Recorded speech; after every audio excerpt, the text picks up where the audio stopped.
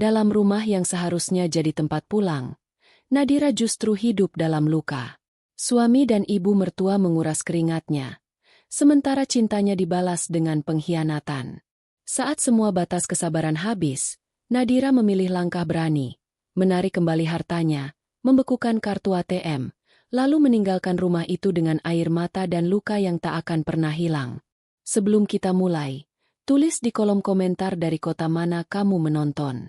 Di sebuah kota yang padat penduduk namun penuh dengan hiruk-pikuk kehidupan, terdapat sebuah rumah sederhana yang berdiri di tengah deretan perumahan lama. Rumah itu tidak besar, tetapi cukup nyaman untuk ditinggali.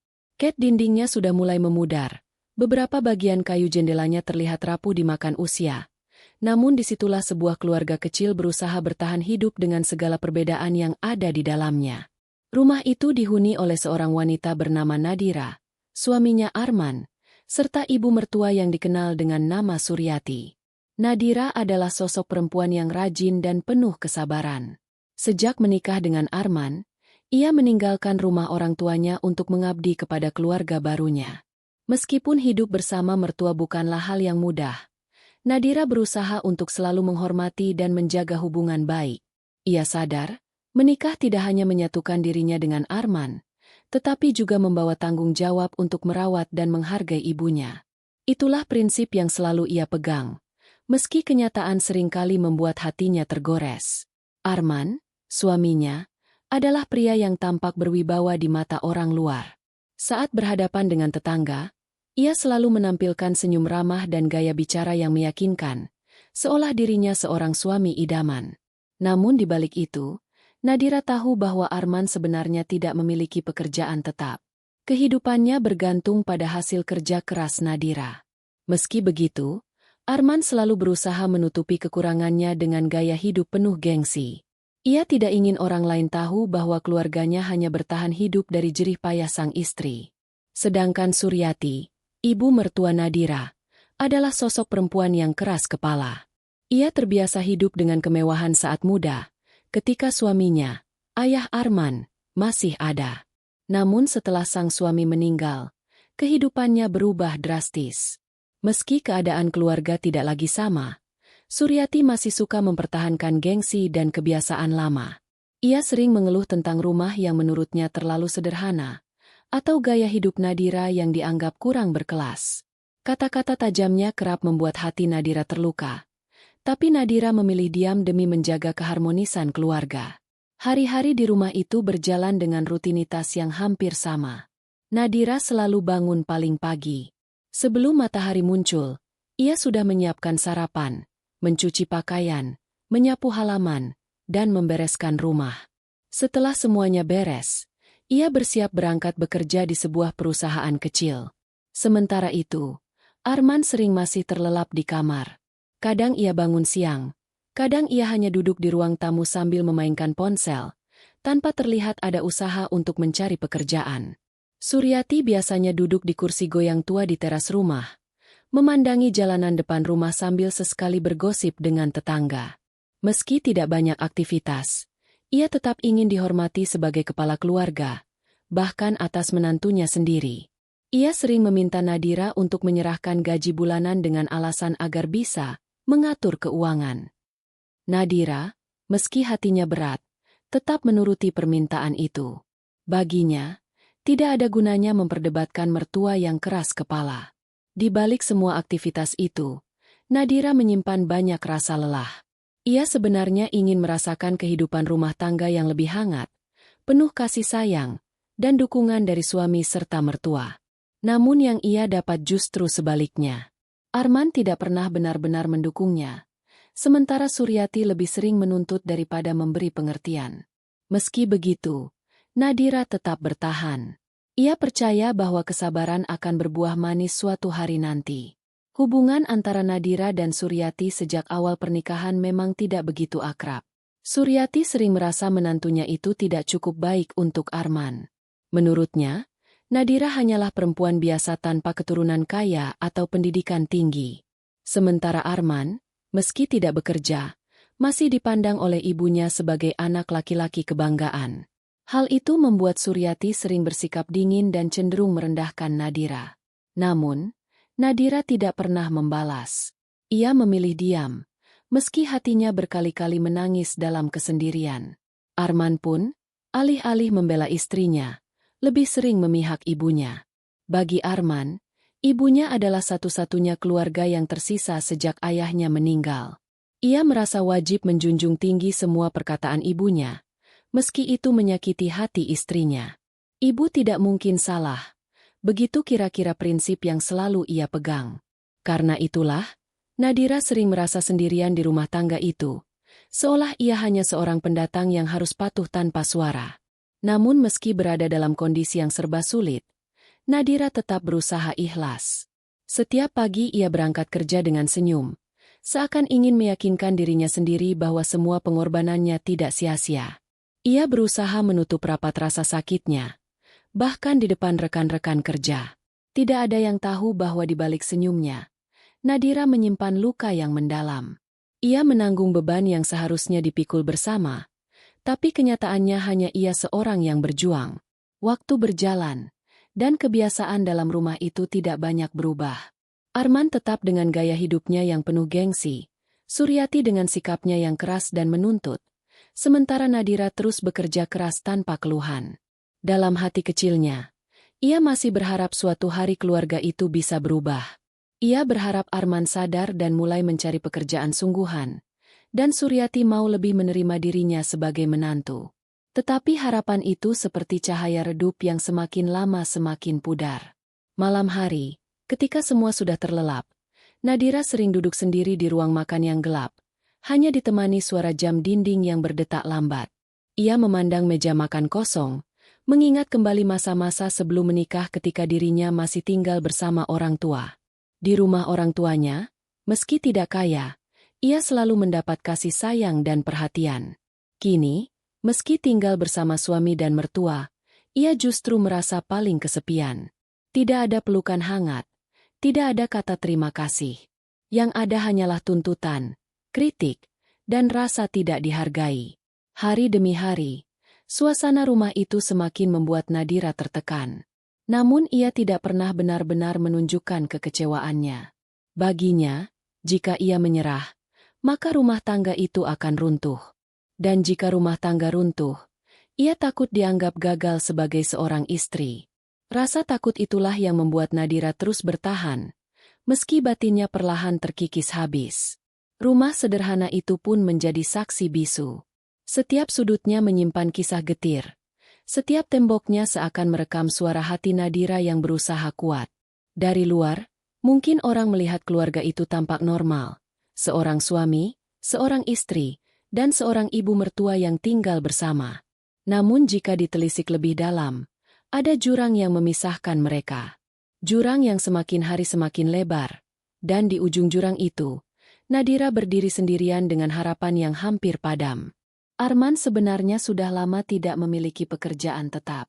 Dulu, sebelum menikah dengan Nadira, ia pernah bekerja di sebuah perusahaan kontraktor kecil. Namun setelah perusahaan itu bangkrut, ia tidak pernah benar-benar mencari pekerjaan baru. Ia hanya sibuk mencoba usaha kecil-kecilan yang tidak pernah berhasil. Kadang ia membuka bisnis online, kadang mencoba berdagang dengan temannya. Tapi semuanya hanya bertahan sebentar. Setiap kegagalan membuatnya semakin malas berusaha, hingga akhirnya ia memilih berdiam diri di rumah, mengandalkan uang yang dibawa Nadira setiap bulan. Nadira tahu betul keadaan suaminya, tetapi ia tidak pernah benar-benar berani menuntut. Ia hanya sesekali menyarankan Arman untuk mencoba melamar kerja di tempat lain. Namun Arman selalu punya 1000 alasan. Katanya, pekerjaan sekarang susah, gajinya kecil, atau tidak sesuai dengan gengsi yang ia miliki. Arman lebih memilih hidup dengan penampilan yang terjaga, meski kenyataannya isi dompetnya selalu kosong. Sementara itu, kebutuhan rumah tangga tidak pernah berhenti. Listrik, air, belanja dapur, cicilan rumah, dan kebutuhan lain selalu menunggu setiap bulan. Semua itu akhirnya menjadi tanggungan Nadira. Ia bekerja keras dari pagi hingga sore di kantornya. Bahkan sering lembur hanya untuk mendapatkan tambahan uang. Hasil jerih payahnya kemudian ia serahkan hampir seluruhnya kepada Suryati, ibu mertuanya, dengan alasan agar uang keluarga dikelola dengan baik. Pada awalnya, Nadira percaya. Ia merasa mungkin memang benar lebih baik jika keuangan rumah tangga diatur oleh Suryati yang lebih berpengalaman. Namun lambat laun, Nadira mulai menyadari ada sesuatu yang tidak beres. Hampir setiap bulan uangnya habis tanpa sisa, dan jika ia membutuhkan sesuatu untuk dirinya sendiri, seringkali Suryati menolak dengan alasan keuangan sedang sulit. "Jangan boros," begitu kata Suryati. Padahal ia tahu uang itu berasal dari keringatnya sendiri. Ironisnya, Nadira kerap mendapati Suryati dan Arman tetap bisa membeli barang-barang yang sebenarnya tidak terlalu penting. Kadang Suryati membeli baju baru, sepatu baru, atau perhiasan kecil. Arman pun tetap bisa nongkrong bersama teman-temannya di kafe, meski ia selalu berkata tidak punya uang. Semua itu menimbulkan pertanyaan besar di benak Nadira, namun ia hanya bisa memendam. Ia tidak ingin menimbulkan keributan di rumah yang setiap harinya sudah penuh dengan ketegangan terselubung. Hari demi hari, peran Nadira di rumah tangga itu semakin berat. Ia bukan hanya seorang istri, tetapi juga menjadi tulang punggung keluarga.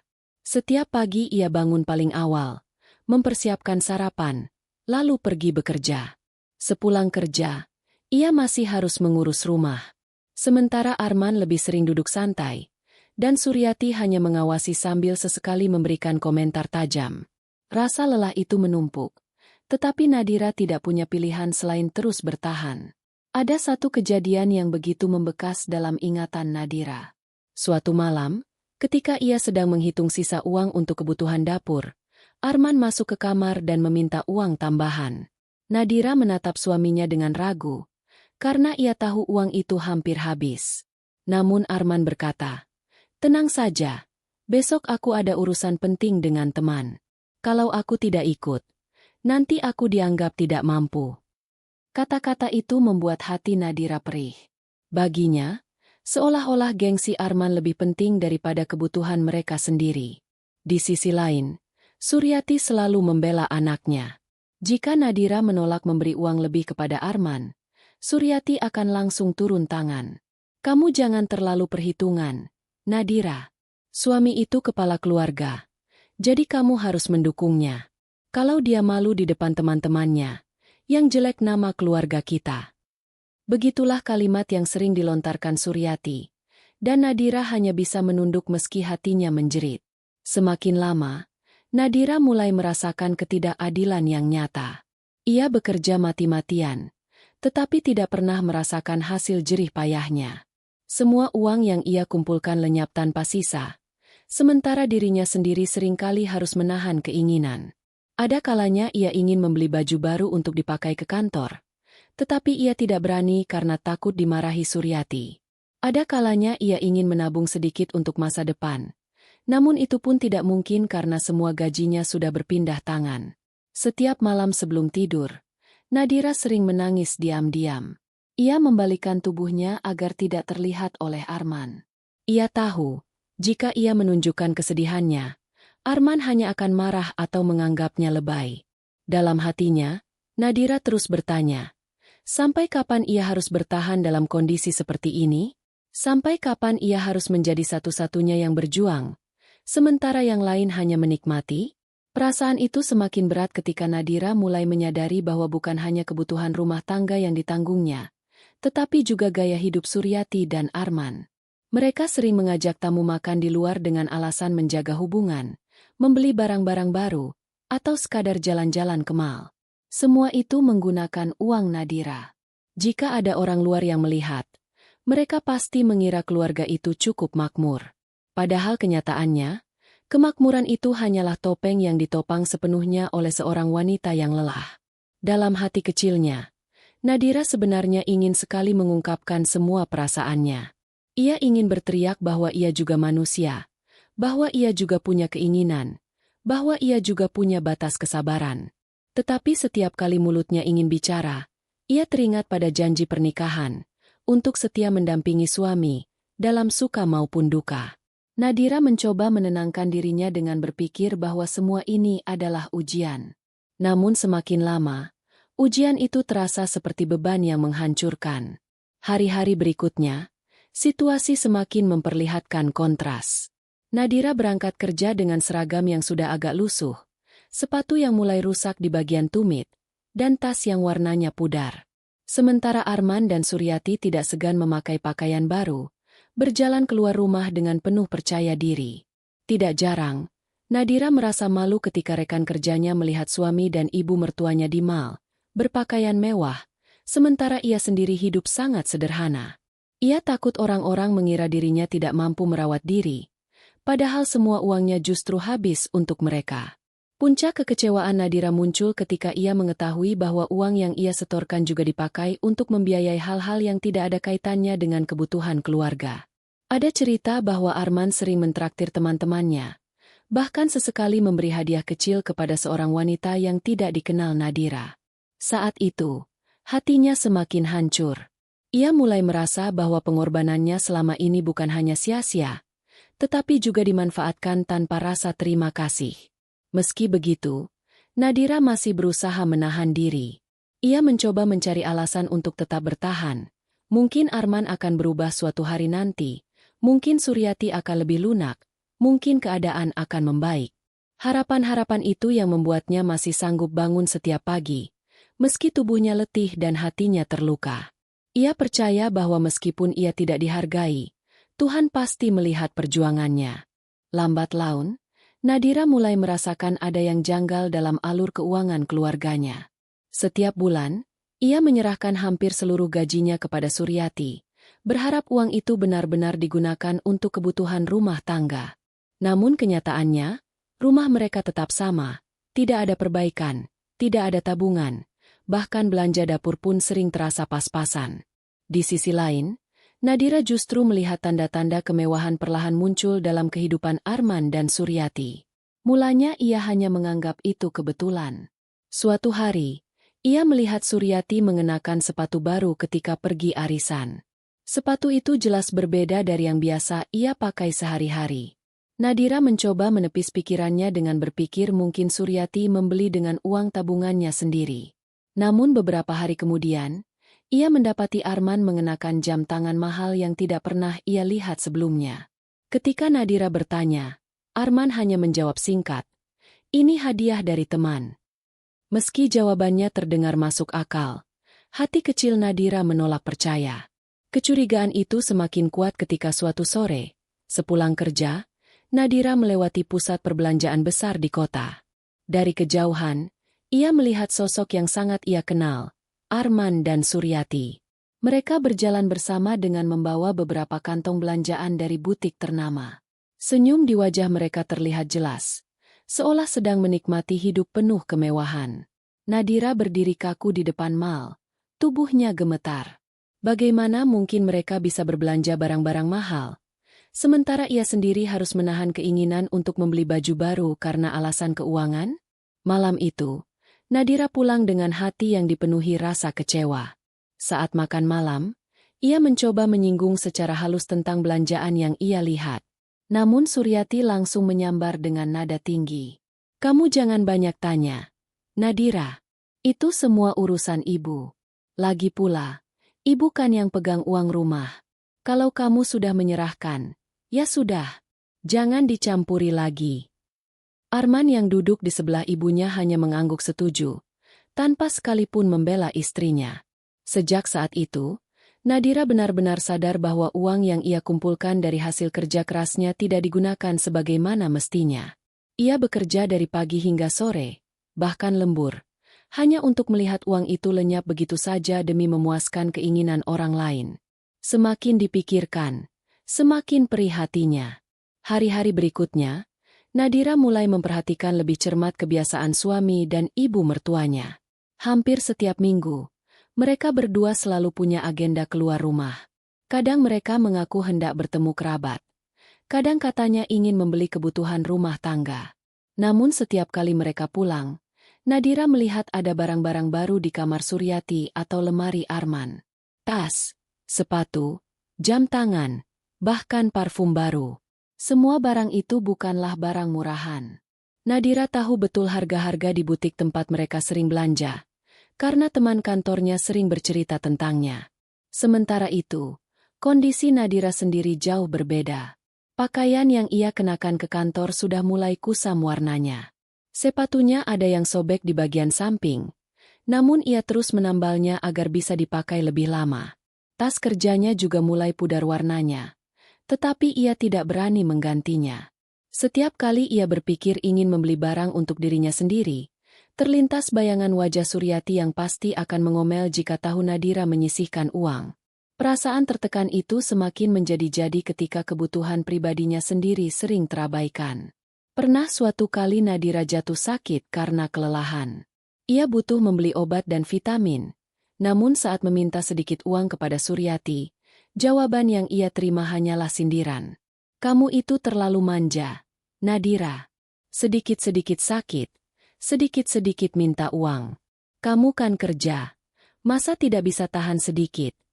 Nadira hanya menunduk, menahan air mata yang hampir jatuh. Baginya, seakan-akan dirinya tidak dianggap sebagai bagian penting dari keluarga itu, melainkan hanya mesin pencetak uang. Setiap malam, Nadira mulai memikirkan kembali semua keputusannya. Ia merasa seperti terjebak dalam lingkaran yang tidak adil. Uang yang ia kumpulkan lenyap untuk kesenangan orang lain, sementara dirinya sendiri justru harus berhemat mati-matian. Ia merasa seakan sedang menjalani kehidupan orang lain, bukan kehidupannya sendiri. Perasaan sakit itu semakin parah ketika ia membandingkan dengan teman-temannya di kantor. Banyak dari mereka yang bisa menabung, membeli rumah kecil, atau setidaknya membahagiakan diri sendiri dengan barang-barang sederhana. Sedangkan dirinya, meski bekerja keras setiap hari, tidak punya apa-apa. Gajinya selalu habis sebelum ia sempat merasakan hasilnya. Pernah suatu kali, seorang teman kantornya dengan polos bertanya, "Nadira, kamu kan kerja sudah lama, kok tidak pernah kelihatan beli sesuatu buat diri sendiri? Tidak ingin ganti tas atau pergi liburan?" Pertanyaan itu membuat Nadira tersenyum kaku. Ia tidak mungkin menjelaskan bahwa semua gajinya habis dikuasai mertua dan suaminya. Ia hanya menjawab singkat, "Aku lagi nabung." Padahal dalam hati, ia merasa teriris. Karena kenyataannya ia tidak pernah benar-benar bisa menabung. Malam-malam panjang semakin sering dihabiskan Nadira dengan merenung. Kadang ia duduk di kursi ruang makan, memandangi meja kosong sambil memikirkan kemana perginya uang yang ia serahkan. Ia tahu, sebagian besar dihabiskan untuk barang-barang mewah yang tidak pernah menyentuh kebutuhannya. Di sisi lain, ia sendiri sering menahan lapar ketika uang belanja dapur habis sebelum waktunya. Nadira mulai merasakan bahwa ada ketidakadilan besar yang sedang ia jalani. Seolah ia adalah tamu dalam rumah sendiri, tidak punya hak atas jerih payahnya, tidak punya suara dalam menentukan kemana uang itu harus digunakan. Semua keputusan ada di tangan Suryati, dan Arman hanya ikut membenarkan ibunya. Ia sendiri yang menanggung beban, tetapi tidak pernah dihargai. Meski begitu, Nadira masih berusaha menenangkan dirinya. Ia mencoba berpikir positif, meyakinkan diri bahwa suatu hari Arman akan sadar, suatu hari Suryati akan mengerti. Namun jauh di dalam hatinya, ia tahu kenyataan yang terjadi adalah sebaliknya. Mereka semakin terlena dengan kenyamanan yang Nadira ciptakan, dan semakin tidak peduli dengan penderitaannya. Sejak itulah, benih kekecewaan yang lebih dalam mulai tumbuh di hati Nadira. Ia masih berusaha tegar, masih menahan semuanya sendiri, tetapi sedikit demi sedikit, luka itu menggerogoti semangat hidupnya. Nadira sadar, ia sedang berjalan di jalan yang hanya semakin melelahkan, dan di ujungnya, ia tidak tahu apakah akan ada kebahagiaan atau justru kehancuran. Hari-hari penuh lelah Nadira semakin terasa berat ketika sebuah kabar mengejutkan sampai ke telinganya. Suatu sore, sepulang kerja, ia bertemu dengan seorang teman lama bernama Yuni yang secara tidak sengaja melihat Arman di sebuah restoran mewah. Yuni bercerita dengan hati-hati, takut melukai perasaan Nadira. "Aku tidak bermaksud buruk, Dir. Tapi tadi siang aku lihat suamimu di restoran. Dia tidak sendiri. Ada seorang wanita cantik bersamanya. Mereka tampak akrab, bahkan mesra," kata Yuni pelan. Mendengar itu, tubuh Nadira seakan kehilangan tenaga. Ia tersenyum kaku, mencoba menepis apa yang baru saja ia dengar. "Mungkin salah lihat," ujarnya sambil menahan getaran suaranya. Namun sepanjang perjalanan pulang, pikirannya terus dihantui oleh kata-kata Yuni. Rasa lelah yang biasanya hanya sebatas fisik kini bercampur dengan perasaan cemas yang menusuk. Sejak hari itu, Nadira mulai memperhatikan perubahan Arman lebih cermat. Memang, sejak lama ia sudah merasa ada yang aneh. Hanya saja ia tidak ingin menuduh tanpa bukti. Arman sering pulang larut malam dengan alasan bertemu teman.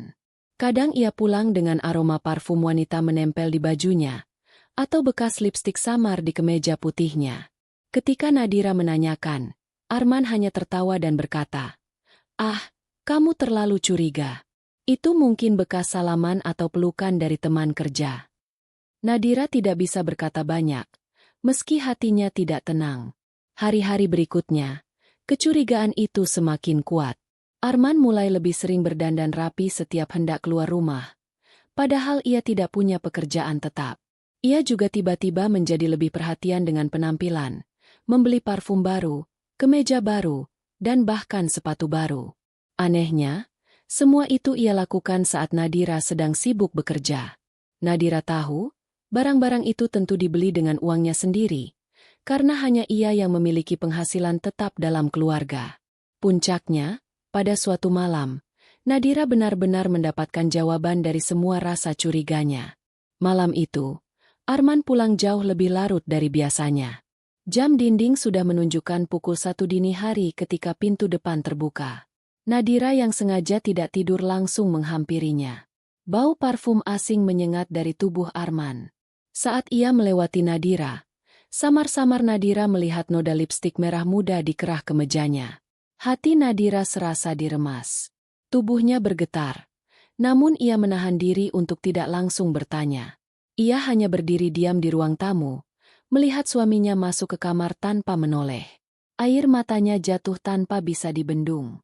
Malam itu, untuk pertama kalinya, Nadira benar-benar merasa seperti orang asing dalam rumah tangganya sendiri. Keesokan harinya, Nadira tidak bisa lagi menahan perasaan curiga. Ia mencoba mencari tahu sendiri. Saat Arman mandi, ia nekat membuka ponsel suaminya yang tergeletak di meja. Tangan Nadira gemetar ketika membuka beberapa pesan singkat. Di sana, ia menemukan percakapan Arman dengan seorang wanita bernama Rina. Pesan-pesan itu jelas menunjukkan kedekatan mereka. Ajakan makan malam, kata-kata manis, bahkan rencana liburan bersama. Membaca itu, Nadira merasa dadanya sesak. Seluruh pengorbanan yang ia lakukan selama ini seakan sia-sia. Uang yang ia kumpulkan dari keringat dan lelah, yang seharusnya digunakan untuk kebutuhan keluarga, ternyata dipakai Arman untuk menyenangkan wanita lain. Ia menutup ponsel itu dengan tangan gemetar, lalu terduduk lemas di lantai. Tangisnya pecah, namun ia buru-buru menghapus air mata ketika Arman keluar dari kamar mandi. Hari-hari setelah itu menjadi siksaan bagi Nadira. Ia tahu suaminya berselingkuh, tetapi ia tidak punya keberanian untuk langsung mengungkapkannya. Setiap kali Arman pulang terlambat, ia hanya bisa berbaring sambil menangis pelan.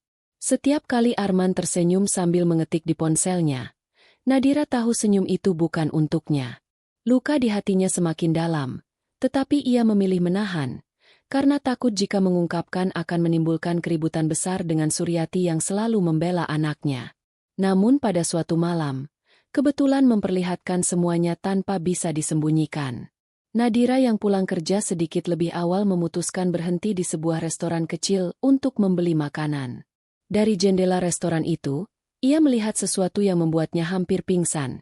Arman duduk berdua dengan seorang wanita muda berambut panjang, yang tak lain adalah Rina. Mereka tertawa, bergandengan tangan. Bahkan sesekali Rina menyandarkan kepalanya di bahu Arman. Tubuh Nadira kaku. Tangannya gemetar memegang kantong plastik makanan. Ia tidak berani masuk, hanya berdiri dari kejauhan sambil menyaksikan kenyataan pahit itu. Air matanya menetes tanpa ia sadari. Dunia seakan runtuh di hadapannya. Saat itu, semua yang ia tahan selama ini pecah berantakan. Malam itu, Nadira pulang ke rumah dengan langkah gontai. Sesampainya di kamar, ia hanya bisa menangis sejadi-jadinya. Rasa sakitnya bukan hanya karena dikhianati, tetapi karena pengkhianatan itu dilakukan dengan uangnya sendiri. Ia yang bekerja, ia yang lelah, ia yang berkorban, tetapi orang lain yang menikmati hasilnya. Sejak kejadian itu, Nadira benar-benar merasa hatinya patah. Ia mulai kehilangan harapan terhadap rumah tangganya. Semua usaha untuk bertahan, semua kesabaran yang ia kumpulkan, seakan tidak ada artinya lagi. Ia mulai menyadari, mungkin kebahagiaan memang bukan untuk dirinya. Sejak Nadira mengetahui perselingkuhan Arman, hidupnya berubah menjadi lebih berat. Namun luka itu tidak berhenti di sana. Perlahan, ia menyadari bahwa bukan hanya Arman yang tega mempermainkan pengorbanannya, tetapi juga mertuanya sendiri, Suryati. Suryati, yang sejak awal memang tidak pernah menyukai Nadira, semakin menunjukkan sifat aslinya. Ia sering datang ke rumah dengan berbagai alasan, mulai dari menengok cucu yang tidak pernah ada, karena Nadira dan Arman belum dikaruniai anak, hingga alasan remeh seperti ingin ditemani belanja. Setiap kali datang, ia tidak pernah lupa meminta uang atau mengeluh soal kebutuhannya. Nadira, kamu kan kerja. Kasihan ibu, bulan ini banyak pengeluaran. Tolong sisihkan sedikit ya. Begitu kalimat yang hampir selalu ia ulang setiap kali bertemu. Awalnya Nadira mencoba mengerti. Ia berpikir, mungkin benar ibu mertua butuh bantuan. Ia masih berusaha berlapang dada meski gajinya sudah banyak habis untuk kebutuhan rumah tangga. Namun lama-kelamaan, permintaan itu berubah menjadi tuntutan. Jika Nadira menolak, Suryati akan langsung memasang wajah masam, lalu mengadu pada Arman. Dan seperti biasa, Arman selalu membela ibunya, bahkan memarahi Nadira karena dianggap tidak berbakti. Hari demi hari, Nadira semakin sadar bahwa uang yang ia kumpulkan dari hasil kerja kerasnya justru mengalir deras ke kantong Suryati. Tidak hanya untuk kebutuhan sehari-hari, tapi juga untuk hal-hal yang sebetulnya bukan kebutuhan. Suryati kerap membeli perhiasan baru, pakaian mahal, hingga barang-barang mewah lain yang sebenarnya jauh di luar batas kemampuan mereka. Semua itu dibiayai oleh Nadira, wanita yang setiap pagi berangkat kerja dengan tubuh lelah dan hati remuk. Yang membuat hati Nadira semakin hancur adalah kenyataan bahwa uang itu tidak hanya dipakai Suryati untuk dirinya sendiri, melainkan juga untuk membiayai gaya hidup Arman dan Rina.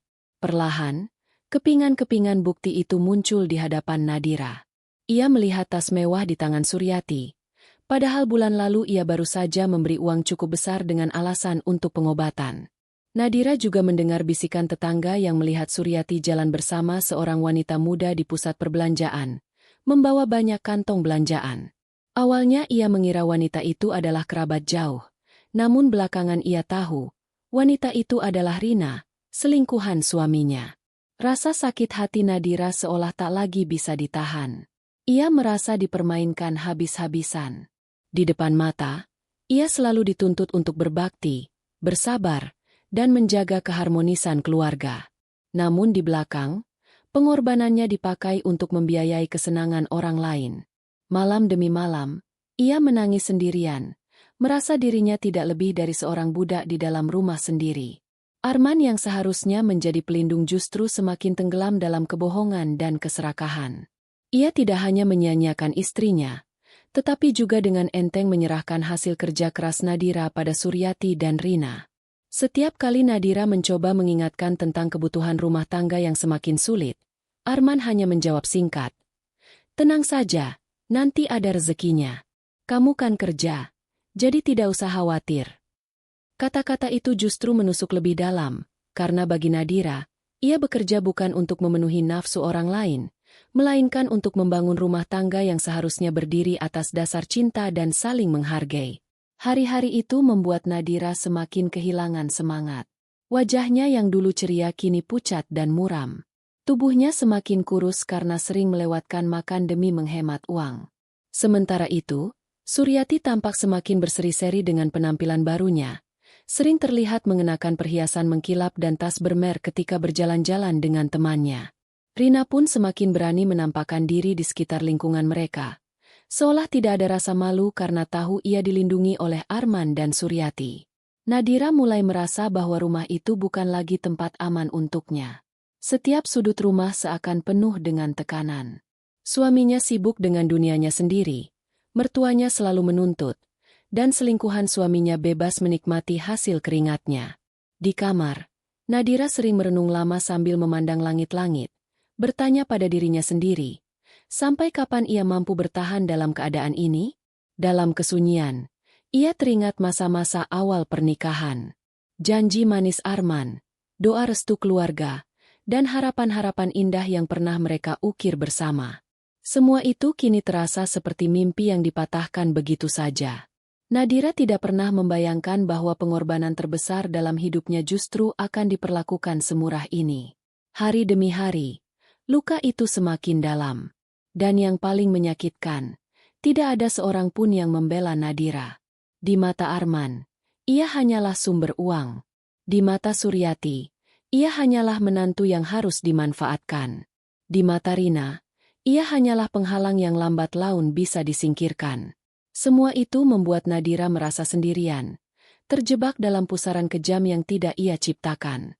Di balik senyumnya yang dipaksakan setiap kali berangkat kerja, ada hati yang hampir hancur sepenuhnya. Namun Nadira memilih bertahan, setidaknya untuk sementara. Ia tahu, badai ini belum selesai. Ia harus tetap berusaha tegak, meski seluruh tenaga dan air matanya terkuras habis. Malam itu Nadira duduk sendirian di kamarnya. Lampu kamar hanya menyala redup, meninggalkan bayangan panjang di dinding. Matanya bengkak karena terlalu sering menangis. Tapi untuk pertama kalinya setelah sekian lama, ia tidak hanya menangis. Ada sesuatu yang perlahan tumbuh dalam dirinya, sebuah tekad. Sudah cukup lama ia membiarkan dirinya diinjak-injak. Sudah cukup lama ia menahan diri demi menjaga nama baik keluarga, demi harapan rumah tangga yang sebetulnya sudah runtuh. Ia sadar, jika ia terus diam, maka Arman akan semakin berani, Suryati akan semakin serakah, dan Rina akan semakin bebas menikmati keringatnya. Mereka semua sudah keterlaluan. Nadira menarik napas dalam-dalam. Hatinya masih sakit. Tapi kini mulai muncul keberanian. Ia tahu ia tidak bisa terus menjadi korban. Ia harus melakukan sesuatu. Sesuatu yang bisa membuka mata mereka, sekaligus melindungi dirinya dari kehancuran yang lebih dalam. Namun ia juga paham, langkah yang akan ia ambil tidak bisa gegabah. Segala sesuatu harus direncanakan dengan hati-hati. Beberapa hari berikutnya, Nadira mulai diam-diam memperhatikan kebiasaan Arman dan Suryati. Ia tidak lagi sekadar menangis ketika melihat uangnya dihamburkan, tapi ia mencatat, mengingat, dan menyusun potongan-potongan informasi. Ia tahu kapan Arman biasanya keluar malam, ia tahu kapan Suryati sering meminta uang dengan berbagai alasan, dan ia tahu bagaimana Rina selalu muncul setiap kali Arman punya uang lebih. Dalam benaknya, sebuah rencana perlahan terbentuk. Nadira bukan tipe orang yang tega menyakiti, tapi ia ingin memberi pelajaran. Ia tidak lagi bermimpi Arman akan berubah. Ia tahu terlalu naif jika berharap kesetiaan dari seorang suami yang sudah terang-terangan berkhianat. Yang bisa ia lakukan hanyalah menyelamatkan dirinya sendiri, sekaligus membuat mereka merasakan betapa kejamnya perbuatan yang selama ini mereka lakukan. Malam demi malam, ia duduk dengan buku catatan kecil di pangkuannya. Ia menulis pengeluaran rumah tangga, mencatat berapa banyak uang yang ia keluarkan, dan membandingkannya dengan apa yang hilang entah kemana. Dari situ, ia mulai sadar bahwa hampir separuh gajinya lenyap setiap bulan tanpa jelas arahnya. Nadira sudah bisa menebak siapa yang menikmatinya. Catatan-catatan itu menjadi bukti diam-diam, meski ia tahu mungkin tidak akan pernah diperlihatkan pada siapapun. Ada malam-malam ketika Nadira ingin menyerah. Ada saat-saat ketika ia merasa terlalu lemah untuk melawan, merasa tidak sanggup menanggung semuanya sendirian. Namun setiap kali bayangan wajah Rina muncul di kepalanya, wanita muda yang dengan bangga menggandeng Arman sambil memakai barang-barang hasil keringatnya, hatinya kembali mengeras. Ia harus bertahan. Ia harus melakukan sesuatu. Suatu hari, setelah menerima gaji bulanan, Nadira memberanikan diri untuk mencoba langkah pertama. Biasanya, begitu ia menerima gaji, sebagian besar akan habis dalam sekejap karena Arman atau Suryati meminta ini itu.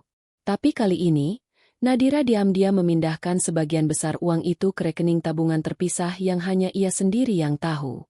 Ia sengaja tidak memberitahu Arman, Bahkan ia membekukan akses kartu tambahan yang biasanya digunakan Suryati.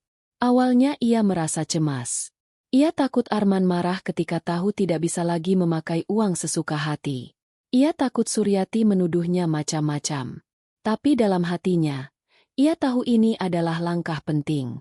Jika ia tidak berani memutus aliran uang itu sekarang, maka selamanya ia akan terjebak dalam lingkaran menyakitkan.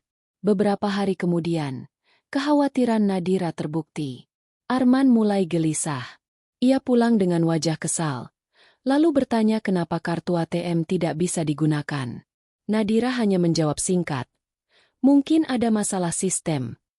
Ia berusaha tetap tenang, meski jantungnya berdegup kencang. Arman menggerutu, tapi tidak bisa berbuat banyak. Sementara Suryati, seperti biasa, langsung menyalahkan Nadira. Ia datang dengan wajah marah, menuntut penjelasan kenapa ia tidak bisa menarik uang. Nadira hanya pura-pura bingung, sambil berkata bahwa ia sedang mengecek ke bank. Di balik ketegangan itu, ada sedikit rasa puas di hati Nadira. Untuk pertama kalinya, ia merasa punya kendali. Meskipun kecil, langkah itu membuatnya sadar bahwa ia tidak sepenuhnya tak berdaya. Ia masih punya cara untuk melindungi dirinya. Namun Nadira juga tahu, ini baru permulaan. Arman dan Suryati tidak akan tinggal diam. Mereka akan terus mencari cara untuk mendapatkan apa yang mereka mau. Karena itu, Nadira bertekad untuk mempersiapkan rencana yang lebih besar. Ia tidak ingin hanya bertahan. Ia ingin memberi mereka pelajaran yang tidak akan pernah mereka lupakan. Malam-malam selanjutnya, Nadira kembali duduk sendirian di kamar, memikirkan langkah berikutnya. Pikirannya bercampur antara takut dan tekad. Ia tahu ia sedang berjalan di tepi jurang. Satu langkah salah, mungkin ia akan terjatuh lebih dalam. Tapi ia juga sadar, jika ia tidak berani melangkah, maka ia akan terus diinjak tanpa ampun. Hatinya penuh luka, tapi luka itu kini berubah menjadi kekuatan. Nadira tidak lagi hanya seorang istri yang sabar. Ia mulai menjadi seorang perempuan yang berani melawan. Dan di lubuk hatinya, ia tahu, waktunya akan tiba. Waktu ketika Arman, Suryati, dan Rina harus merasakan betapa pedihnya dikhianati, seperti yang selama ini ia rasakan. Hari itu matahari bersinar terik. Namun di hati Nadira cuaca terasa berbeda. Ia bangun lebih pagi, menyiapkan diri seperti biasa untuk berangkat kerja. Namun ada yang berbeda kali ini. Ia membawa tas kecil berisi buku tabungan dan beberapa dokumen penting. Semalam ia sudah bertekad. Hari ini ia akan melakukan sesuatu yang selama ini hanya ia bayangkan. Ia menuju bank dengan langkah mantap. Di sana, Nadira menarik semua uang dari rekening utama yang selama ini menjadi sumber penghidupan keluarga. Jumlahnya tidak sedikit. Hasil kerja keras bertahun-tahun yang ia kumpulkan dengan susah payah. Setelah semuanya dipindahkan ke rekening rahasia yang hanya ia tahu, ia meminta pihak bank untuk membekukan kartu ATM tambahan yang selama ini digunakan Arman dan Suryati. Dengan hati berdebar, ia menandatangani dokumen-dokumen yang diperlukan. Selesai dari bank, Nadira duduk sejenak di halte bus. Udara panas membuat pelipisnya berkeringat. Tapi dalam hatinya ada rasa lega yang sulit dijelaskan. Untuk pertama kalinya, ia benar-benar merasa tidak lagi sepenuhnya berada di bawah kendali orang lain. Ada rasa takut. Tentu saja. Ia tahu langkah ini akan memicu kemarahan Arman dan Suryati. Tapi ada pula rasa puas. Rasa bahwa ia akhirnya berhasil melindungi hasil kerja kerasnya. Sementara itu, di sisi lain kota, Suryati dan Rina sedang berada di pusat perbelanjaan. Mereka tampak begitu bahagia, seolah dunia hanya milik mereka berdua. Suryati mengenakan perhiasan berkilauan, sementara Rina tampil anggun dengan gaun mahal yang jelas bukan dari uangnya sendiri. Di tangan mereka sudah tergantung beberapa kantong belanja berisi tas mewah dan pakaian bermerek. Arman yang ikut bersama mereka tampak puas meski hanya berdiri mengawasi. Ia merasa bangga bisa memanjakan kekasihnya, meski semuanya menggunakan uang yang tidak ia hasilkan. Sesekali ia tertawa kecil mendengar Rina memuji barang-barang yang dibelinya. Suryati pun tampak bangga, seolah dirinya seorang wanita kaya raya yang bisa berbelanja tanpa batas. Saat mereka menuju kasir untuk membayar, Rina tersenyum puas sambil menyerahkan tas-tas mahal itu. Suryati mengeluarkan kartu ATM Nadira dengan wajah penuh percaya diri. Ia sudah terbiasa melakukannya, menggesek kartu seolah itu adalah hartanya sendiri. Namun detik berikutnya, sesuatu terjadi. "Maaf, Bu," kata kasir itu sopan. "Transaksi ditolak. Mungkin ada masalah dengan kartunya." Wajah Suryati langsung berubah. Ia mencoba sekali lagi, menekan PIN dengan hati-hati. Namun hasilnya sama, transaksi ditolak. Orang-orang di belakang mulai memperhatikan. Beberapa bahkan mulai berbisik. Rina yang tadi tersenyum kini terlihat panik. Arman mencoba bersikap tenang, tapi keringat dingin mulai membasahi dahinya. Bagaimana bisa ditolak? Coba sekali lagi. Suara Suryati mulai meninggi. Ia tidak peduli lagi dengan tatapan orang-orang di sekitarnya. Kasir itu dengan sabar mencoba kembali, namun hasilnya tetap sama. Tidak ada dana yang bisa ditarik dari kartu itu. Rina mulai gelisah. Barang-barang belanjaan yang sudah ditumpuk di meja kasir harus dibayar. Sementara orang-orang di belakang mulai tidak sabar. Seorang pembeli bahkan berkomentar pelan. Katanya, "Kaya, kok kartunya kosong?" Kalimat itu membuat wajah Rina memerah menahan malu.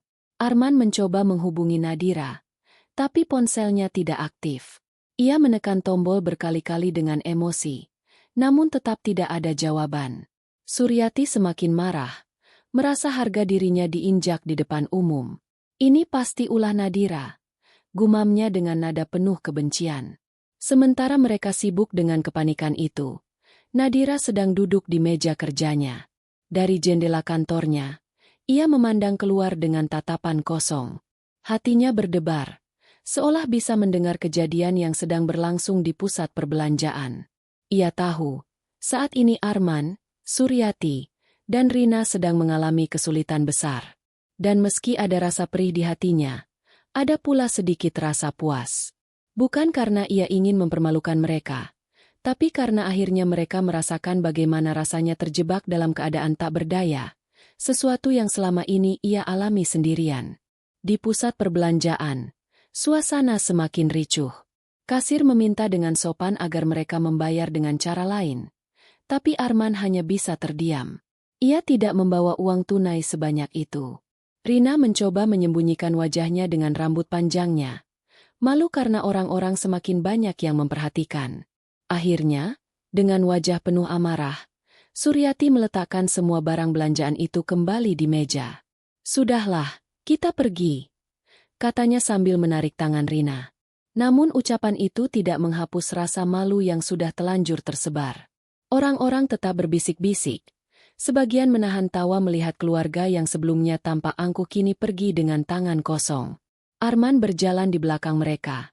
Wajahnya pucat, pikirannya kalut. Ia tahu Nadira sudah melakukan sesuatu.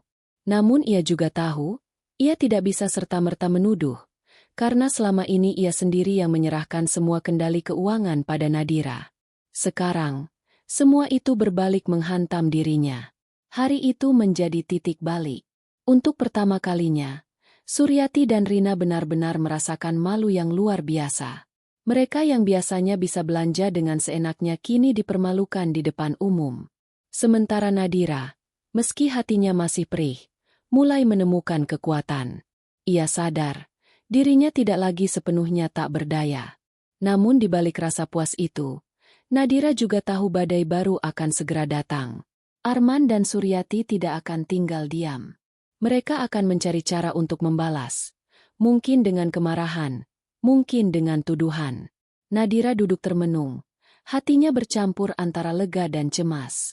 Tapi apapun yang terjadi setelah ini, ia sudah siap. Ia tidak akan lagi menjadi perempuan lemah yang hanya bisa menangis. Malamnya, ketika Arman pulang dengan wajah muram, Nadira duduk diam di ruang tamu. Tidak ada kata yang keluar, hanya keheningan yang menusuk. Ia tidak perlu berkata apa-apa, karena Arman sudah tahu.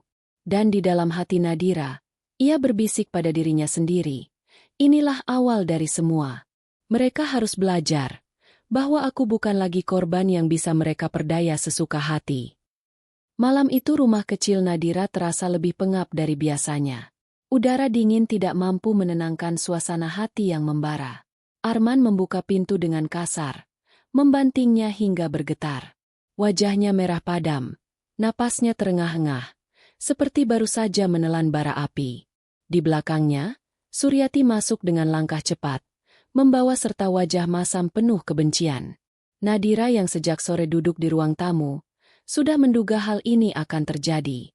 Ia tetap duduk tegak, meski jantungnya berdegup kencang. Tidak ada kata sambutan, tidak ada senyum. Hanya keheningan yang seakan menunggu ledakan.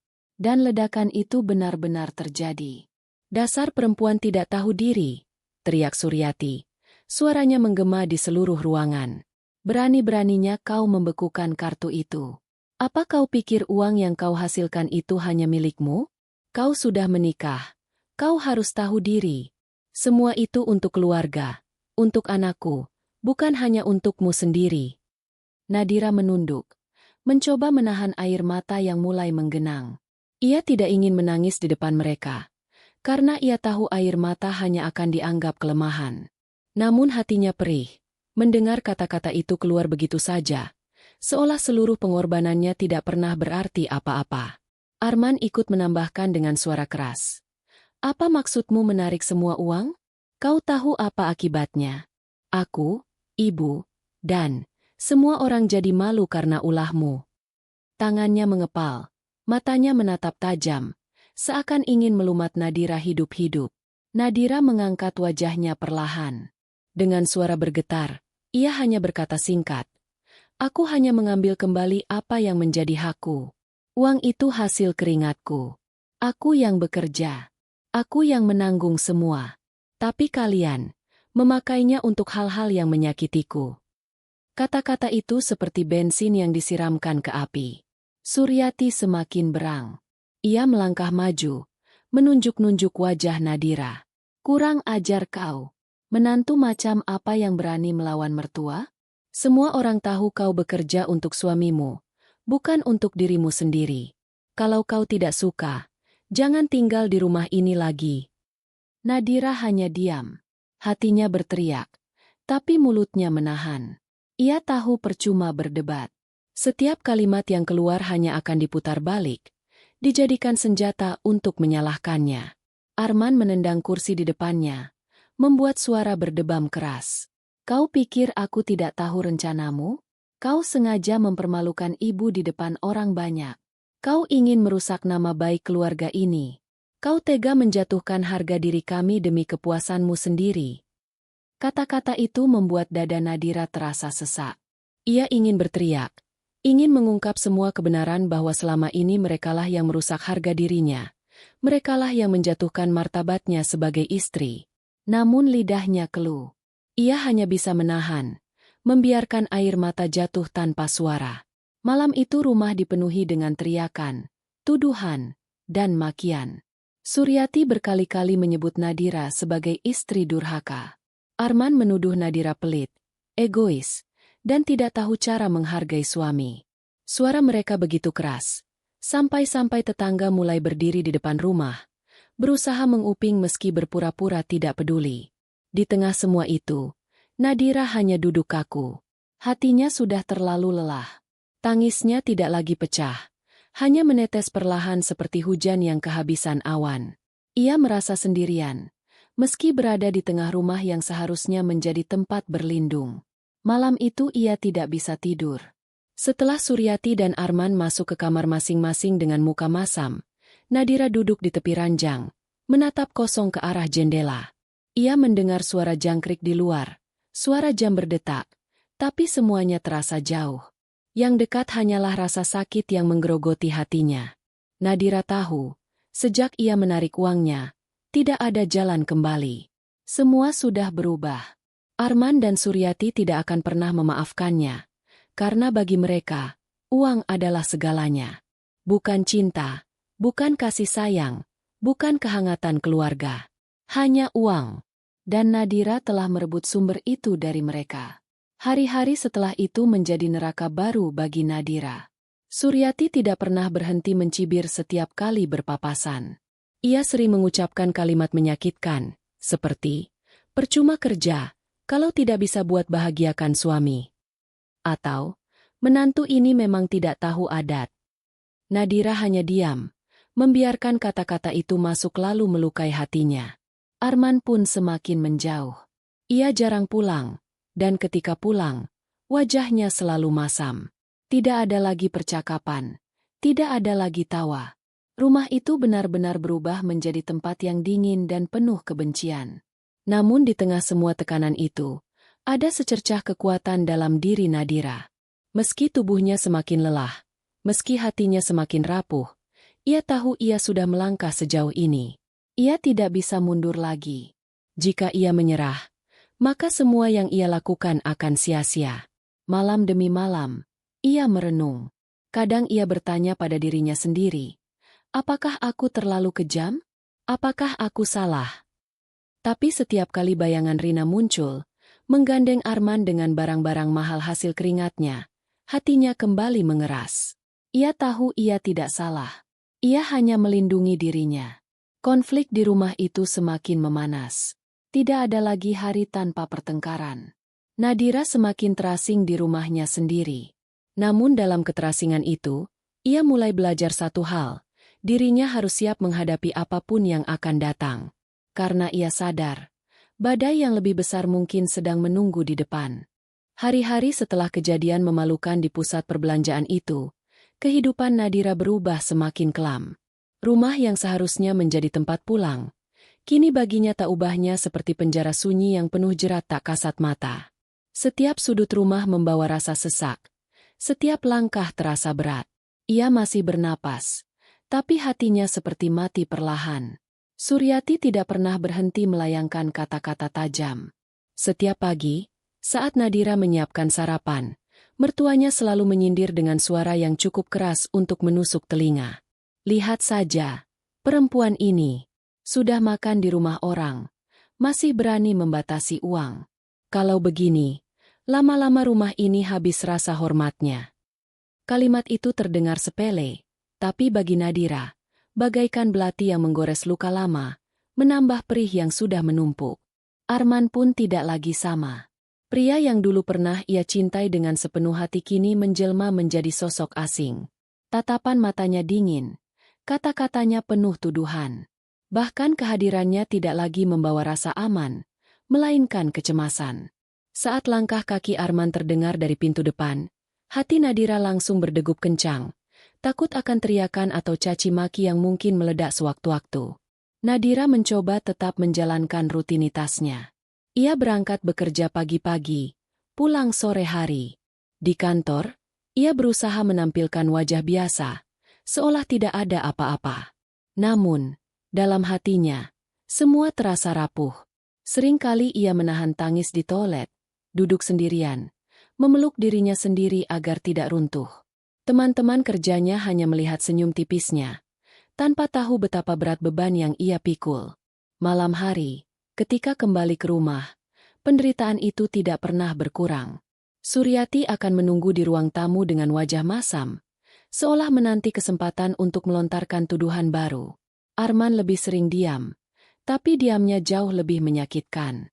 Diam itu berbicara banyak, kekecewaan, kemarahan, bahkan mungkin kebencian.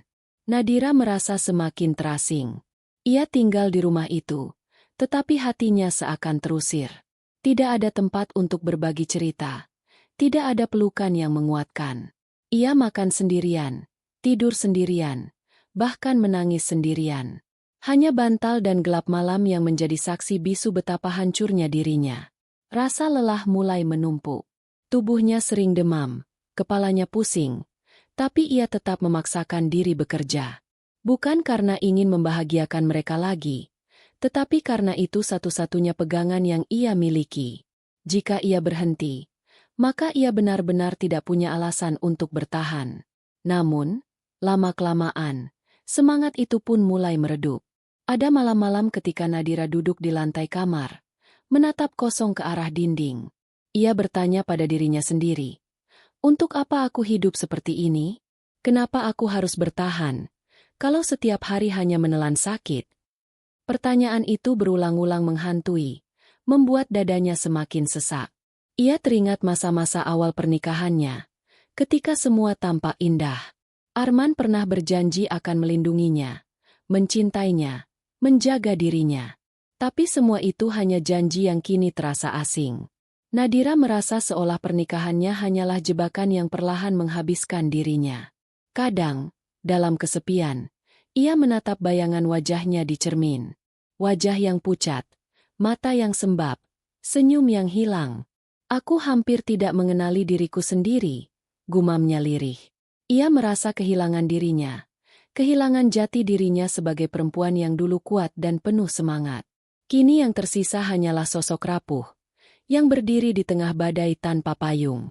Tetangga-tetangga mulai bergosip, meski tidak terang-terangan. Mereka melihat perubahan Nadira, mendengar pertengkaran yang sering terjadi di rumah itu. Beberapa kali, seorang tetangga yang baik hati mencoba menyapa, menanyakan kabarnya. Tapi Nadira hanya menjawab singkat, tidak berani membuka luka yang terlalu dalam. Semakin hari, tubuhnya semakin lemah. Ia sering sakit, sering jatuh di kamar mandi karena pusing. Tapi Arman dan Suryati tidak peduli. Mereka bahkan menganggap itu sebagai alasan untuk menyalahkannya lagi. Itu karena kau terlalu memikirkan diri sendiri, kata Suryati suatu hari dengan nada dingin. Kalau kau lebih fokus pada keluarga, kau tidak akan sakit-sakitan begini. Nadira hanya tersenyum hambar, menahan tangis yang sudah kering.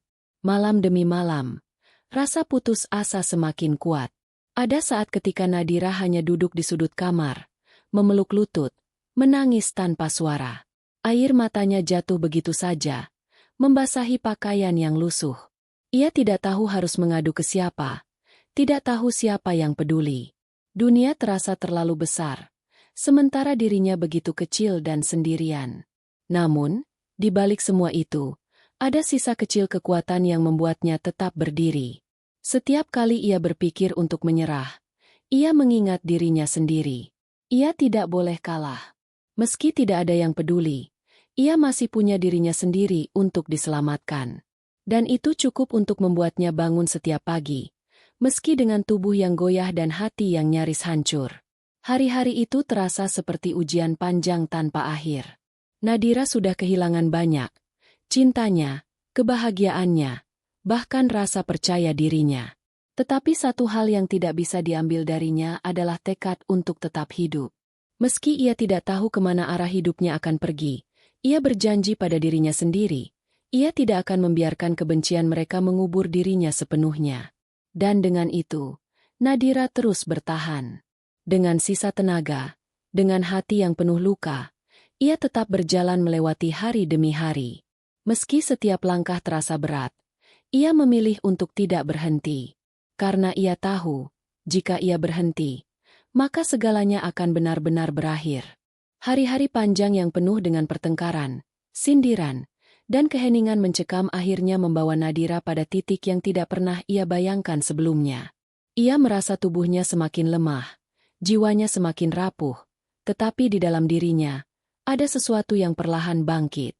Bukan keberanian yang tiba-tiba datang, melainkan sebuah kesadaran yang lahir dari luka paling dalam, bahwa ia tidak bisa terus hidup seperti ini. Malam itu, setelah pertengkaran hebat kembali terjadi, Nadira duduk sendirian di kamar. Lampu redup menerangi wajahnya yang pucat.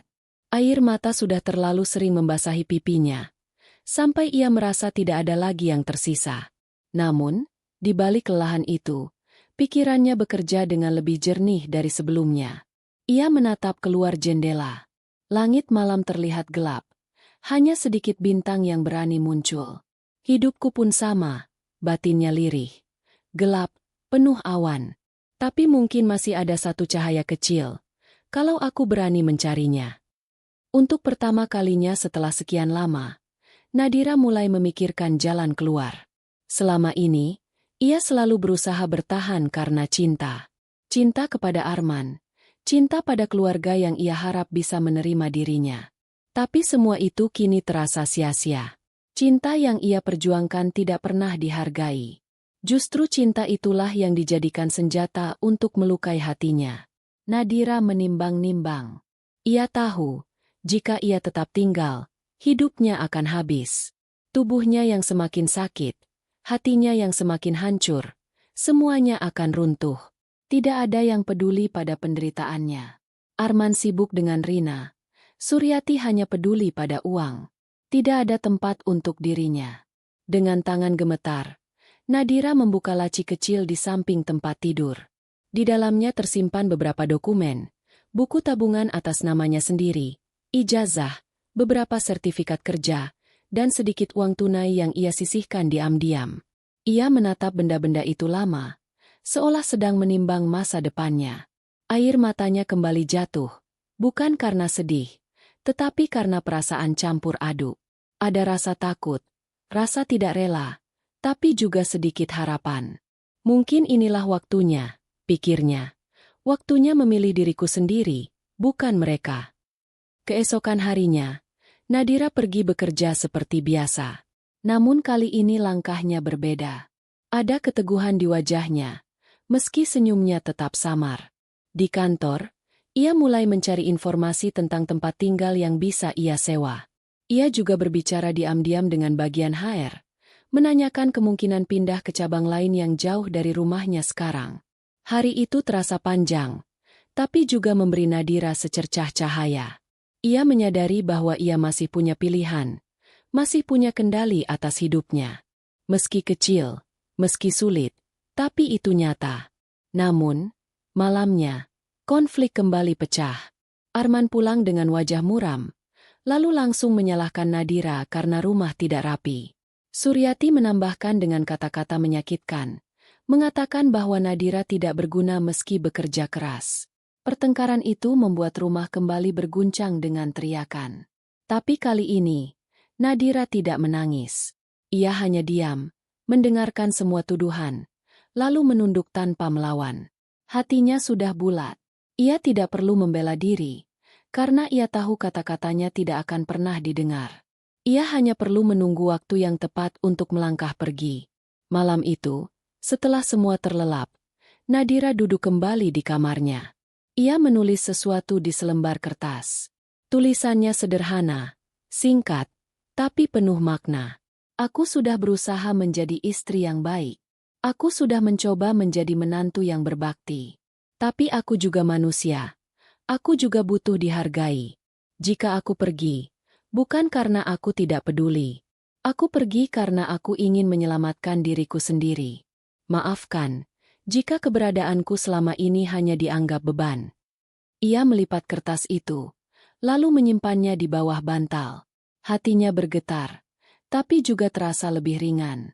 Ia tahu, dalam waktu dekat, ia akan benar-benar meninggalkan rumah itu. Hari-hari berikutnya, Nadira semakin serius mempersiapkan segalanya. Ia mulai menyisihkan lebih banyak uang, membatasi pengeluaran, dan menyimpan barang-barang penting di tas kecil yang bisa ia bawa kapan saja. Ia bahkan sudah mencari kontrakan kecil di dekat tempat kerjanya. Meski sederhana, tempat itu terasa lebih aman daripada rumah mewah yang penuh kebencian. Di kantor, teman dekatnya sempat bertanya, "Kau kelihatan lebih tenang akhir-akhir ini. Ada apa?" Nadira hanya tersenyum samar, menjawab, "Mungkin aku sedang belajar menerima." Ia tidak menceritakan rencananya, karena ia tidak ingin orang lain tahu. Ia hanya ingin diam-diam keluar dari jerat yang selama ini menahannya. Sementara itu, Arman dan Suryati tidak menyadari apa-apa. Mereka masih sibuk dengan dunianya sendiri. Uang, kesenangan, dan Rina yang entah kenapa masih sering muncul. Bagi mereka, Nadira hanyalah sosok yang bisa dimanfaatkan, tidak lebih. Tetapi Nadira sudah tidak lagi sama. Ia bukan lagi perempuan yang hanya menangis dan pasrah. Hatinya memang masih terluka, tubuhnya masih lelah, tetapi ia sudah menemukan keberanian kecil yang bisa menuntunnya.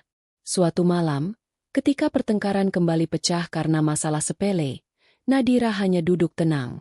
Arman berteriak, Suryati mencaci, tapi Nadira menatap mereka dengan mata yang dingin. Dalam hati, ia berkata, "Ini mungkin salah satu malam terakhirku di sini. Setelah ini, aku tidak akan lagi menjadi sasaran kalian." Keputusan itu membuatnya lebih kuat. Meski setiap hari masih penuh dengan penderitaan, ia tidak lagi merasa sepenuhnya terjebak. Ia sudah menyiapkan jalan keluar, dan itu memberinya kekuatan untuk bertahan sedikit lebih lama. Nadira sadar, hidupnya tidak akan langsung menjadi indah setelah ia pergi. Ia tahu akan ada banyak kesulitan, harus hidup sendiri, harus menghadapi rasa sepi, harus memulai dari awal. Tapi semua itu lebih baik daripada tinggal di rumah yang menggerogoti jiwanya setiap hari. Dan dengan tekad itu, Nadira bersiap untuk langkah besar yang akan mengubah seluruh hidupnya. Meski hatinya masih bergetar, ia tahu ia sudah berada di jalan yang benar, jalan untuk menyelamatkan dirinya sendiri. Pagi itu, matahari terbit seperti biasa. Burung-burung berkicau di luar jendela. Udara segar masuk melalui celah-celah ventilasi. Namun bagi Nadira, hari itu berbeda. Ia sudah menyiapkan dirinya semalaman. Tas kecil berisi pakaian, dokumen penting, dan sedikit uang tunai tergeletak di samping ranjang. Hatinya berdebar, tangannya gemetar, tapi matanya memandang lurus. Hari ini adalah hari keputusannya. Hari di mana ia benar-benar meninggalkan semua penderitaan di rumah itu. Ia berdiri di depan cermin. Wajahnya pucat, tapi matanya berbeda. Ada keteguhan yang tidak pernah ia lihat sebelumnya. Senyum tipis muncul di bibirnya, bukan senyum bahagia, melainkan senyum getir yang penuh luka. Ini bukan akhir segalanya, bisiknya pada diri sendiri. Ini awal dari hidupku yang baru. Suryati masih tertidur di kamarnya, sementara Arman belum pulang semalaman. Nadira tahu ini adalah kesempatan terbaik. Ia tidak ingin ada pertengkaran lagi, tidak ingin ada perdebatan. Ia hanya ingin pergi dalam diam, meninggalkan semua jejak pahit di belakangnya. Sebelum melangkah keluar, Nadira menulis sepucuk surat terakhir. Surat itu ia letakkan di meja makan, di tempat yang mudah terlihat. Tulisan tangannya rapi meski tangannya bergetar. Arman, Ibu Suryati, terima kasih sudah pernah menerimaku menjadi bagian dari keluarga ini. Aku sudah berusaha sekuat tenaga untuk bertahan, untuk membahagiakan kalian. Tapi aku juga manusia. Aku lelah, aku sakit, dan aku tidak kuat lagi. Aku pergi bukan untuk membalas dendam, tapi untuk menyelamatkan diriku sendiri. Semoga suatu saat kalian mengerti bahwa aku pun berhak bahagia. Nadira. Air mata jatuh membasahi kertas itu, namun ia tidak menghapusnya. Biarlah air mata itu menjadi saksi betapa berat keputusan ini. Dengan langkah pelan, ia menggendong tas kecil itu, berjalan keluar dari kamar, melewati ruang tamu, lalu membuka pintu rumah. Udara pagi menyapa wajahnya. Untuk pertama kalinya setelah sekian lama, ia merasa sedikit lega.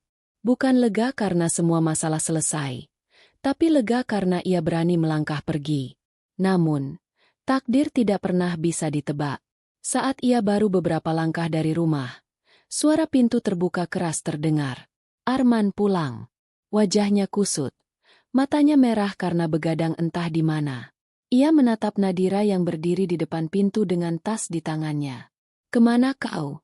Suara Arman datar, tapi matanya penuh curiga. Nadira menunduk sebentar, lalu menatap Arman dengan mata basah.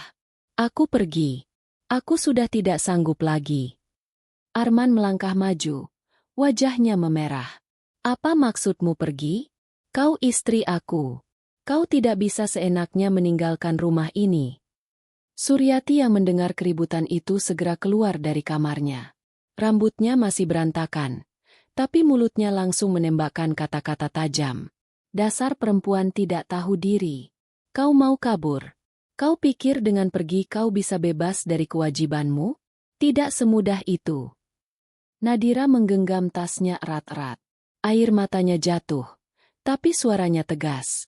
Aku sudah melakukan kewajibanku. Aku sudah berusaha sekuat tenaga. Tapi kalian tidak pernah menganggapku ada. Aku hanya ingin hidup, Bu. Itu saja. Arman semakin marah. Tangannya hampir terangkat, ingin menampar wajah Nadira. Namun kali ini, Nadira mundur satu langkah, menatapnya dengan mata yang penuh luka namun juga penuh keberanian. Kalau kau ingin menyakitiku lagi, silakan. Tapi aku sudah tidak takut. Aku lebih baik pergi dan hidup miskin, daripada tinggal di sini dan mati perlahan. Kata-kata itu membuat Arman terdiam sesaat. Suryati pun ternganga, meski hanya sebentar. Setelah itu, makian kembali keluar.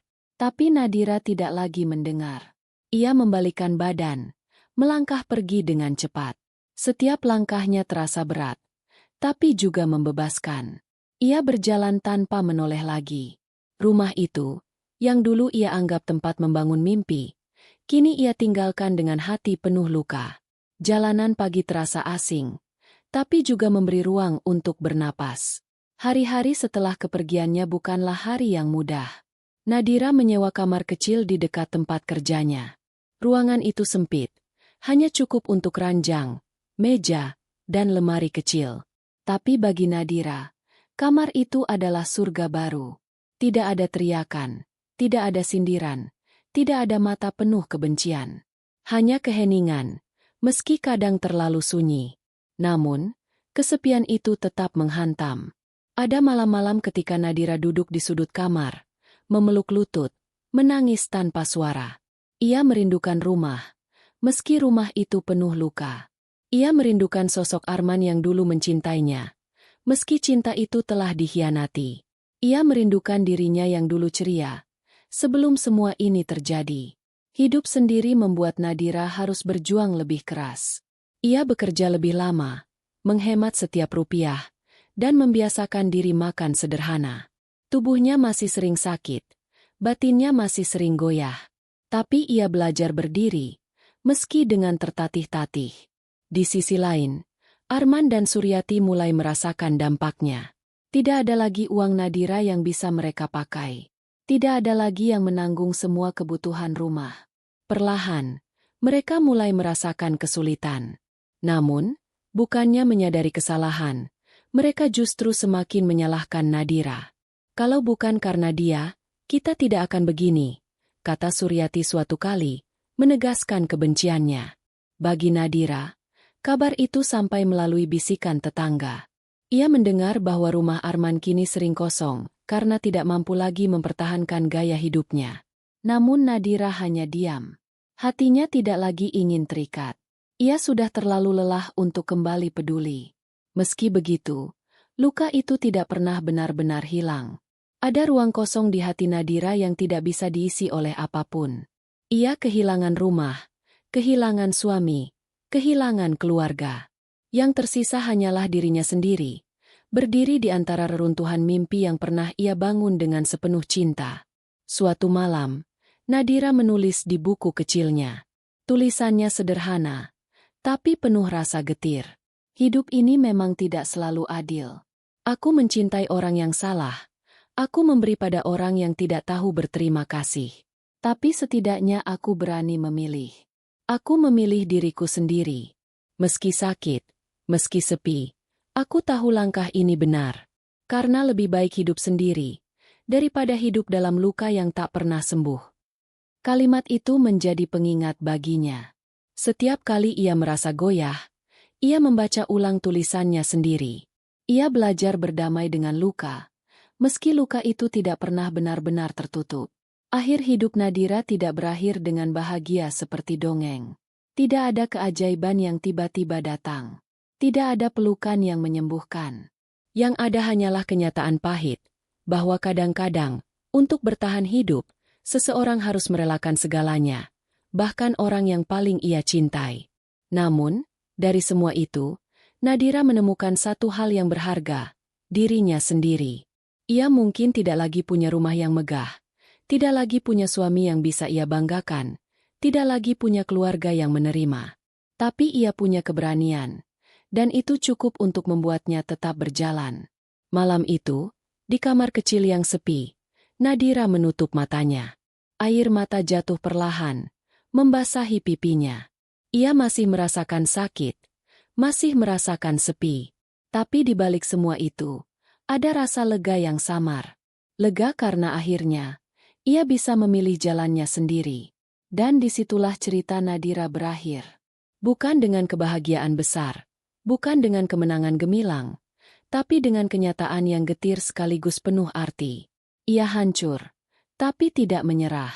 Ia terluka, tapi tetap berjalan.